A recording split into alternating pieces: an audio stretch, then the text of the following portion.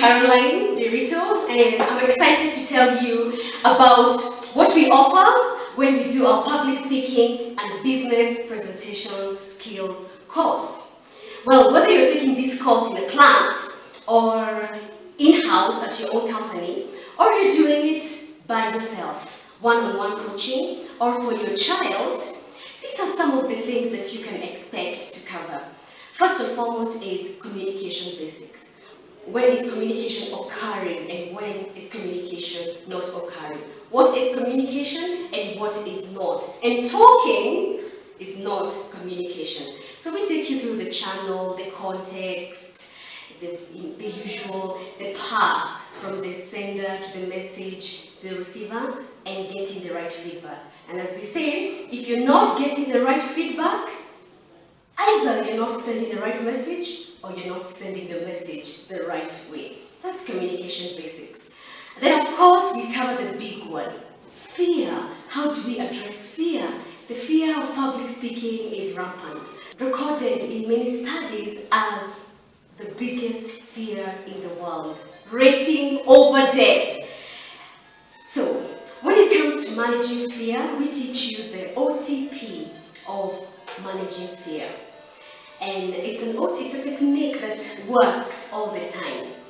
And therefore you can harness your fear and you can carry on to achieving what public speaking and business communications have in store for you. You can focus on the audience, you can focus on your subject matter and take away the focus from your inadequacies, insecurities, real or imagined. Well, fear is really just that.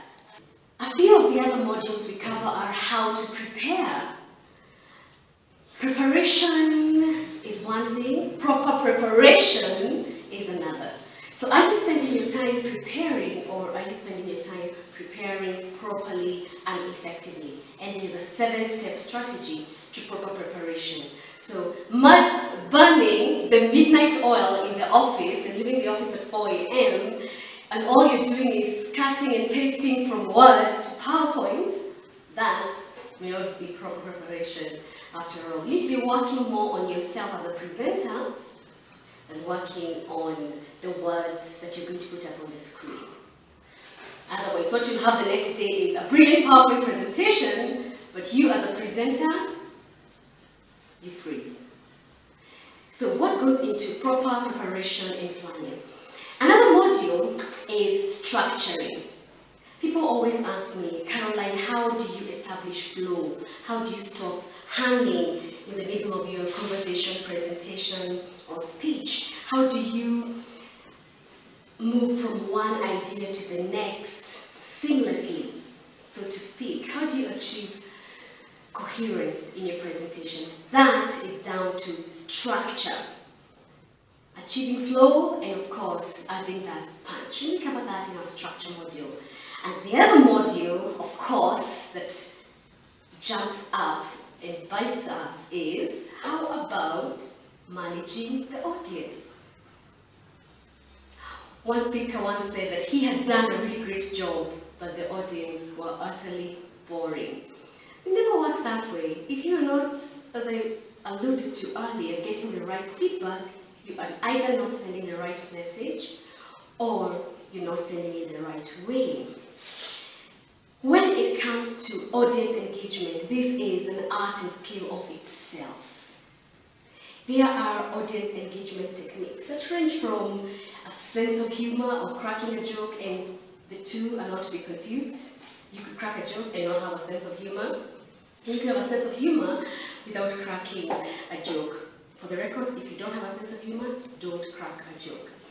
But besides that, there is the rule of threes, there is your eye contact, your deportment, there is telling a shocking story. Do you know how to tell a story? Is that where you're losing them? You can't tell a story. There is pauses, speaking with silence. There is audience involvement, and the list goes on. All that is covered in audience engagement and indeed management. A few of the other modules will include visual aids, audio visual aids, from the microphone to the PowerPoint to using objects to using yourself as a visual aid. And that will cover in our PowerPoint audio-visual aids module. So, one module is left, and if you are a student or aspire to be a student of public speaking, you know it is voice. How do you use your voice? How do you variate your pitch, your power, your panache, your presence, your volume? By the way, if we can't hear it, there is no point of saying it. If you cannot be heard, there is no point of speaking. How can you develop your speaking voice to reach your audience and bring back the results for which it was intended? And we cover voice as a module. And finally, and this is my favorite module, and this occurs in a couple of stages, is of course practice. Without practice, there is no mastery.